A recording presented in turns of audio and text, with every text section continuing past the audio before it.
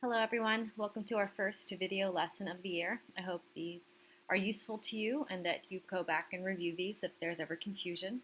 And to remind you that while these I hope are extremely helpful, they're not everything, right? There's so much to do, and so there will be required reading portions in your textbook, so be sure to follow along, do your terms, take extra notes so you can be as successful as possible in this course.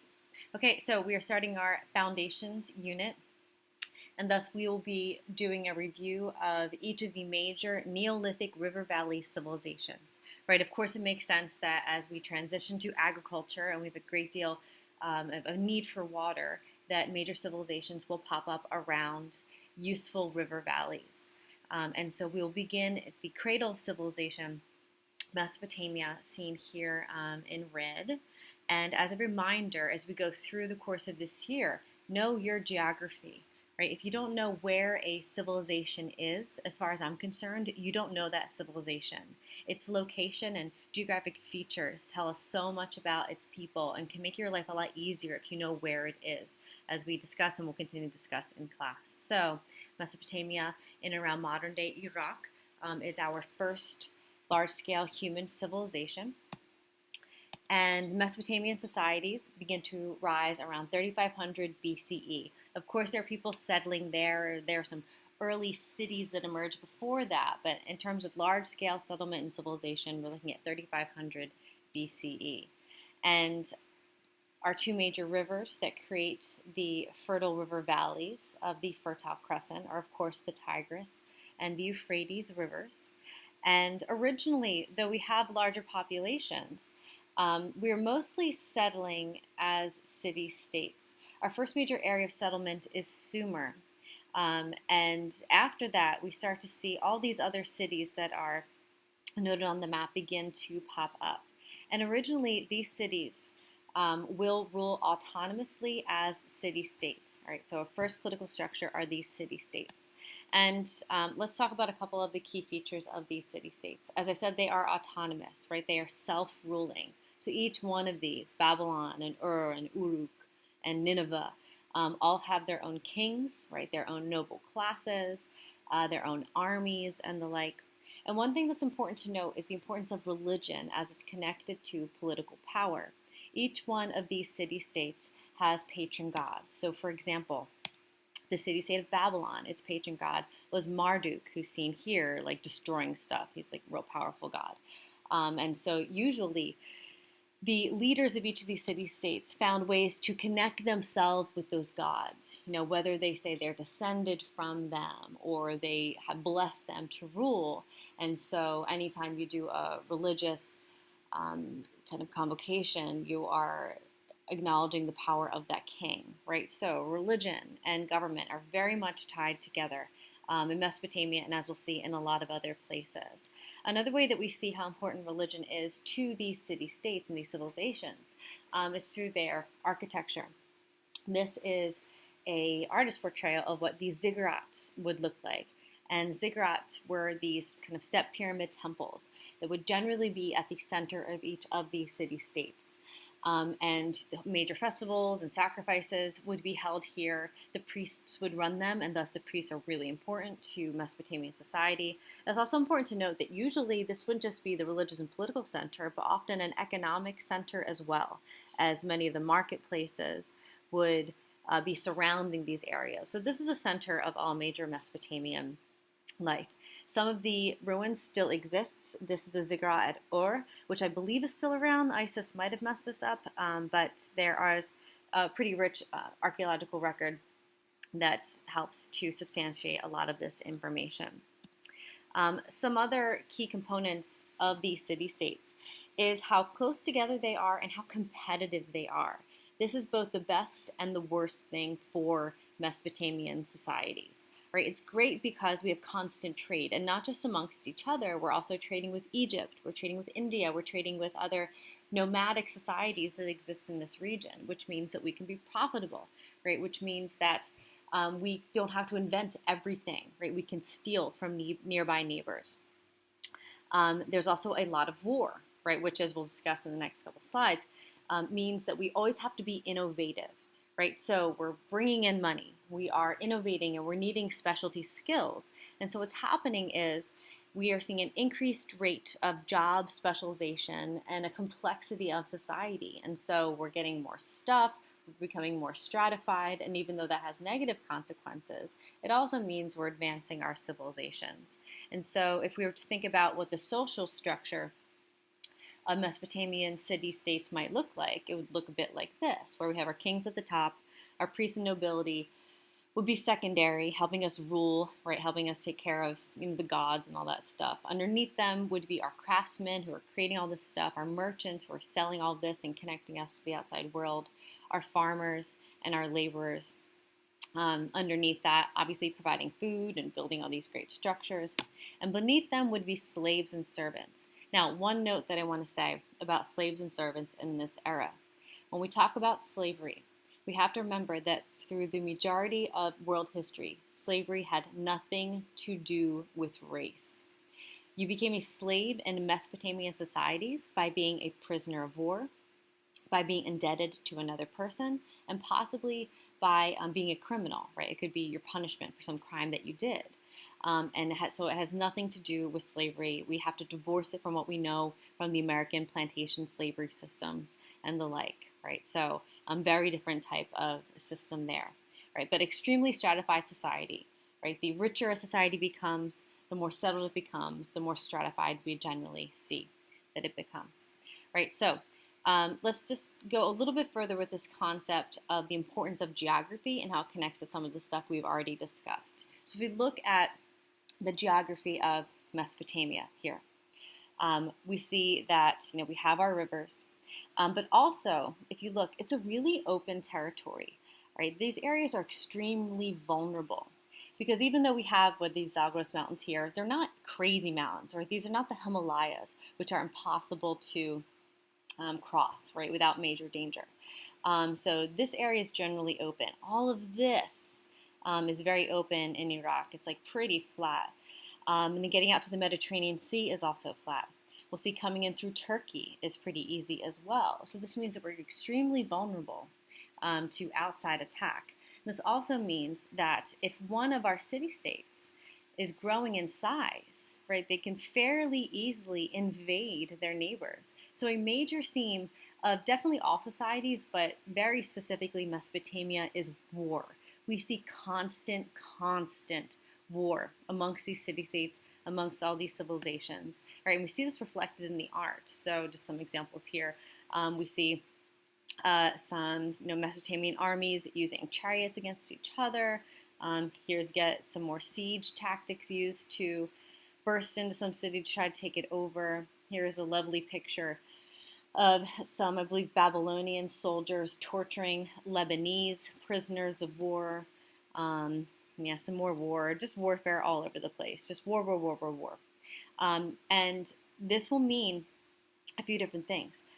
It will mean, as we'll see next, that they will innovate because of this, because you must always stay one step ahead of your competitor. This also means that they share some archaeological features, such as each of the major city-states of Mesopotamia are walled cities, right? Gigantic walls surrounding each of these cities for protection. So that's something they have in common that I would note. These are the Great Walls of Nineveh, which are still standing. So there's that. So the first half of Mesopotamian civilization is defined by city-state political structure. Starting around 1800 BCE, we see the rise of empires, right, which is made easier with this flat, open landscape. The first empires are homegrown. We see Babylon is one of the more competitive city-states that is able to get it together militaristically and dominate the other city-states. Hammurabi's Babylonian Empire, beginning around 1800 BCE, is our first example of that. The Babylonians fall to outside invaders, but are able to recapture the land around 600 BCE under Nebuchadnezzar. And if we look at the maps of the territories, we'll see the Hammurabi's empire is fairly small, whereas later, after improving the military technologies and the like, the Neo-Babylonian Empire is much larger. Our foreign empires are represented by the Hittites and Assyrians. And there are others that kind of filter throughout, but I would say that these are the ones that you should know. The Hittites are important because they are an outside group coming from Anatolia or modern-day Turkey around the year 1600 BCE. And though they're not coming so far down as like Babylon, they're really important for their contribution of horses. It's believed that the first examples of horse domestication happened in Anatolia, and the Hittites, as they grow their empire, will bring that around with them, and the domestication of horses transforms human history, right, for their labor, for their transportation, all that type of stuff. And fun fact, this summer I was able to go to Cappadocia in central Turkey, where it's believed that horses were domesticated. So excuse my travel pics, though I always love to see yours. Here is what the landscape of Cappadocia looks like. It looks like Mars. It's so beautiful. And here's my dorky self scaling some of the volcanic formations that exist in the region. Highly recommend going. So those are the Hittites and their contributions. The Assyrians generally just continue a lot of what's going on in this time period with improved military technologies and all that type of stuff. And looking at their territory, right, they absorb a lot of this area. One of my favorite things about them is their architecture and their art. They're known to have some pretty beautiful stuff. These are the famous gates, the winged gates that you can see in the Met Museum if you would ever like to. And if we were to assess this time period, the one thing I want you to take away from Mesopotamia at this point is the importance of competition, right? How this competition, this commercial competition, right, to trade, to make money, and the obvious military competition that's happening is a true mother of invention, right? We must always stay ahead of our competitors. So because of this, so many major early innovations are coming out of Mesopotamia, right? Like the wheel, you might have heard of it, right? So a pretty obvious thing, and it's very simple. And once we invent the wheel, we can use it for so many different things, whether it's to put onto carts, whether it's to use as a mill type object, for a water mill or a mill like a grist to make more food. But the wheel in all of its incarnations are obviously really important. The plow is coming out of this time period. The potting wheel, which is good for commercial activity, for food storage, so we can have a larger population. We will transition from bronze to iron metallurgy. So the better kind of metals that we have will improve our military technologies and then our civil technologies as well. And it's really important to remember that so many innovations come out of the military, and that we create these things to survive, right, or to take over a neighbor.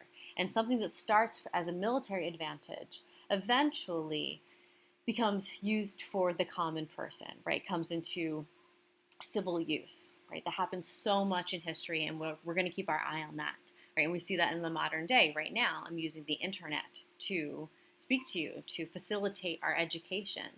The internet was really used for military use originally, if we go back to the mid-20th century, and today, it's absolutely used for the common person and for commercial use. Other innovations coming out of this time period are intellectual ones, such as mathematics. So here we can see that the Mesopotamians used a base 60, and we still use base 60 in some things today, obviously in time, right? 60 seconds in a minute, etc. So some of these things have lasted.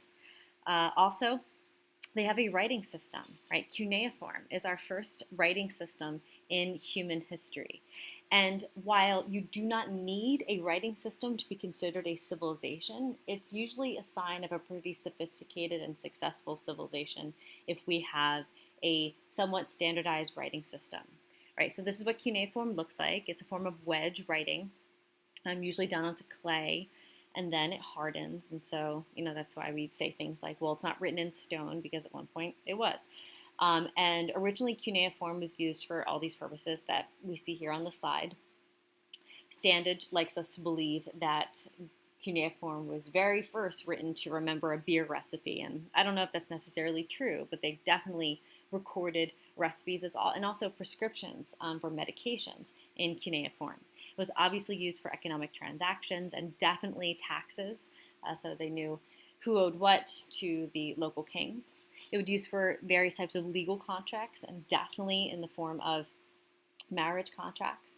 And we see our first law code in human history is written in cuneiform, and that is Hammurabi's code. This is the important stela that you can see in the Louvre in Paris that has many of Hammurabi's codes are unified legal systems. Right, and Hammurabi needed to have a more unified legal code as he absorbed other city-states, so everybody knew, right, who's in charge, what the punishments were, and later we will be looking at selections of Hammurabi's code to see how much of it was really obsessed with property and also with the concept of lex taliosus, right, or retaliation in kind. Right, from Hammurabi, we get the concept of eye for an eye, tooth for a tooth. It was also used in expression of art. And the first great work of literature in human history comes out of Mesopotamia, and it's known as the Epic of Gilgamesh. And this is a stela looking at the two main characters. Gilgamesh seen here, that's the person, and Echidnu, who is his like best friend, who originally sent him as like a test, and then they buddy up and kill everything. It's just war, war, war, war, war. So the Epic of Gilgamesh not only is our first great work of literature, but also gives us a good insight into the personality of Mesopotamia. Right, all this war, all this death and decay and destruction. It's a very pessimistic society because these are precarious times. Everybody's dying, like all the time.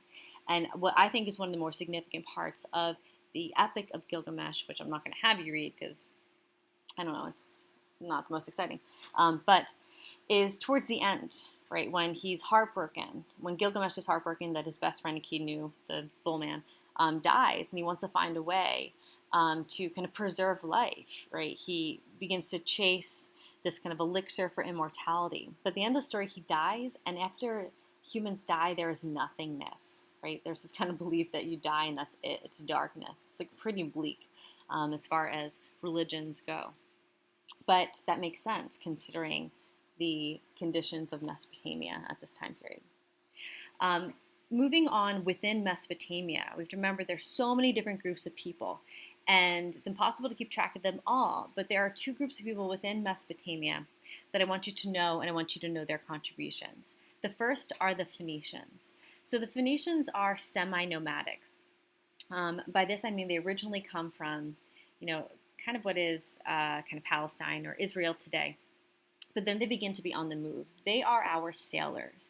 Right, they will take all things Mesopotamian and bring them throughout the Mediterranean. And here are areas of Phoenician settlement. So they go from, what is kind of Israel today and go throughout the Mediterranean to northern Africa, to Sardinia, to southern Spain. And there's evidence of their exploits throughout. So they're sailing for the purposes of commerce.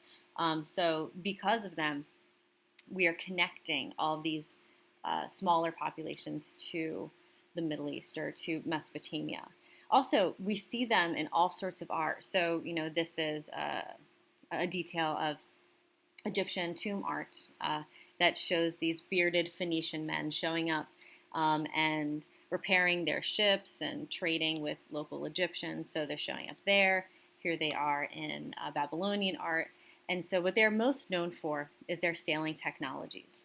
These are reconstructions or whatever artist details of their ships, and they would differentiate between commercial boats and warships. Right, this is more of a warship.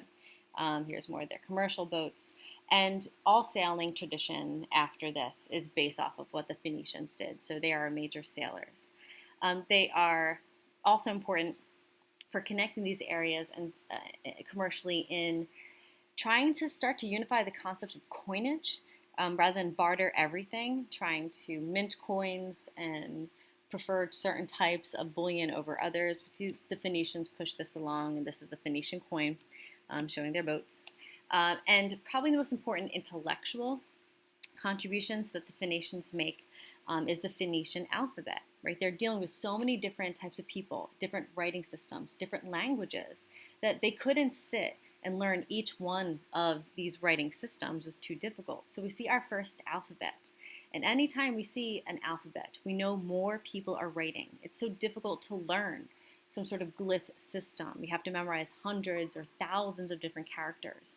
But if we represent sounds with these letters and just mash them together, it doesn't matter if it's perfectly spelled, we get an approximation of that language, right? So this is the foundation of Western alphabetic writing, right? This is where we get the concept of spelling something phonetically, right? So this will really transform our writing systems.